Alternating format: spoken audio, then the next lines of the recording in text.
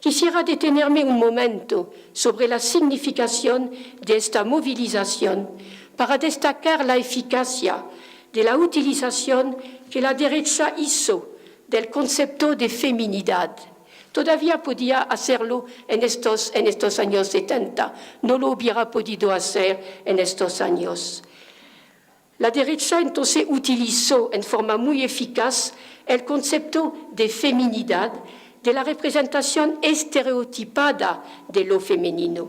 En efecto, a partir de la tradicional asociación que todavía era valedera en las mentes de la gente, en efecto, a partir de esta tradicional asociación de lo femenino a lo doméstico, lo privado, lo apolítico, la derecha logró inocentar y legitimar el acto subversivo, presentándolo como desprovisto de intencionalidad política, como la reacción espontánea del sector supuestamente el más apolítico de la opinión, preocupado únicamente por asuntos domésticos y maternales, y reunido y movilizado por el instinto natural de sobrevivencia de los hijos de la familia.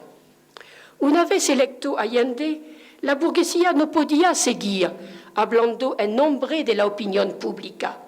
A medida que precisaba su estrategia política, que no hablaba más de mayoría silenciosa, sino que comenzaba a analizar los sectores sociales susceptibles de ser ganados, reemplazó su noción de opinión pública por una noción que le permitía dirigirse a los pequeños comerciantes, a las mujeres, a los jóvenes. En octubre de 1972, reúne todos los sectores que quería ganar bajo la noción de opinión popular. Aunque la composición de esta movilización femenina fue marcadamente de sectores medios y altos, la prensa movilizó a estas mujeres en nombre del pueblo. Ejemplo de cómo la derecha disputaba al gobierno su identificación con lo popular. Uno de los recursos retóricos más llamativos a nivel de manipulación utilizados durante esta crisis de octubre por la prensa de derecha fue esta apropiación del concepto de pueblo.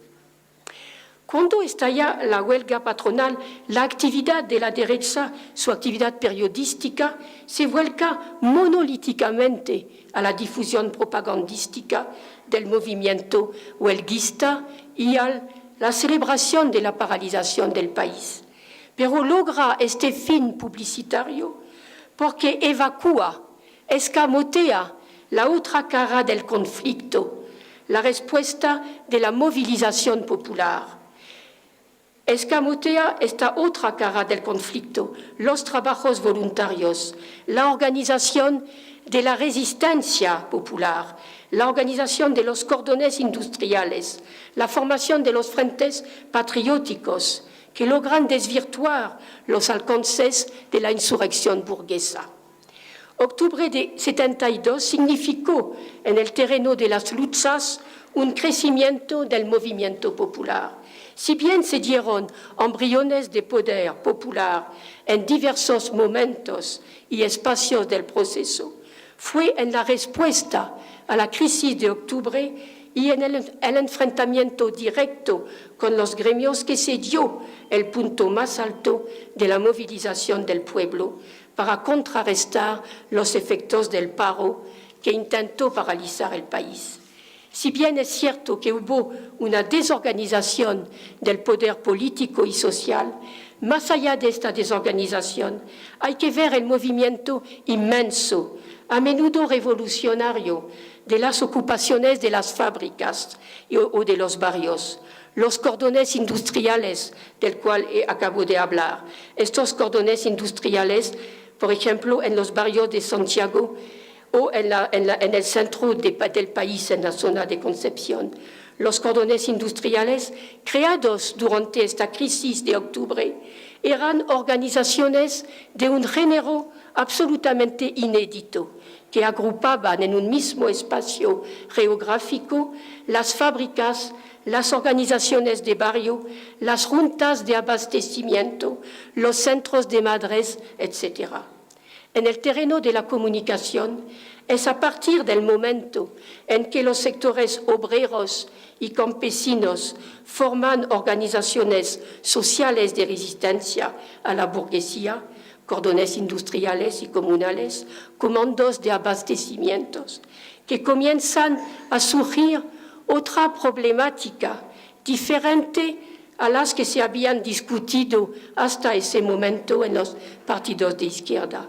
La creación de nuevas formas de comunicación fue íntimamente vinculada a la gestación de nuevas formas de organización social.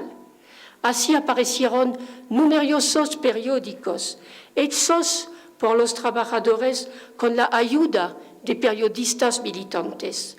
La prensa de los cordones industriales, que tendrá su equivalente en algunos breves programas de la cadena nacional de televisión y en toda la programación de la cadena de la Universidad de Chile, cuando en los 6 últimos meses de la Unidad Popular se abrió completamente a la dinámica del movimiento obrero. En los diarios tradicionales de los partidos de izquierda, los periodistas seguían guiándose por las reglas habituales de selección de las noticias, marcadas por un cierto sensacionalismo, sin relación directa con el proceso de emancipación popular. Habían, por cierto, excepciones laudables que obedecían justamente al compromiso con el debate surgido entre las fuerzas populares. La crítica que dirigían a esta prensa los trabajadores, esta que seguían dirigiéndose a un hombre medio. Ahora bien, decían, ya no hay hombre medio en Chile, es un estereotipo burgués. Un obrero dirigente de la Central Única de Trabajadores opinaba: lo que no entendí en la política de comunicación de la Unidad Popular es cómo no se aprovechó toda la larga trayectoria histórica de la prensa obrera, de la prensa contestataria chilena, cómo al acceder al aparato de Estado olvidamos nuestros modos de producción de la comunicación que habían posibilitado al movimiento obrero su avance e incluso el haber ganado las elecciones. No entiendo cómo en los partidos de izquierda, y él formaba parte de uno de ellos, no hubo claridad acerca de qué había que apoyarse también en lo anterior para el futuro. En marzo de 1973, 6 meses antes del golpe de Estado, Allende salía victorioso de la contienda electoral de las legislativas, con una mayoría de votos más alta que la con que fue elegido presidente. El pueblo, codo a codo, frente al Palacio de la Moneda, vitoreaba su apoyo, con el mismo fervor que el primer día, clamando: el pueblo unido jamás será vencido, pero reclamando poder popular, poder popular.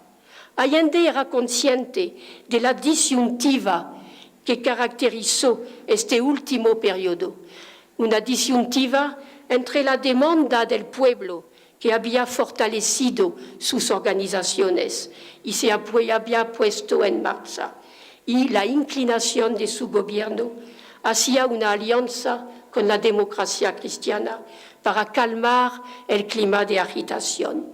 Y el presidente dijo en una de sus últimas entrevistas: tendrá que ir fortaleciéndose el poder popular, no para crear un poder paralelo, pero para coadyuvar al gobierno.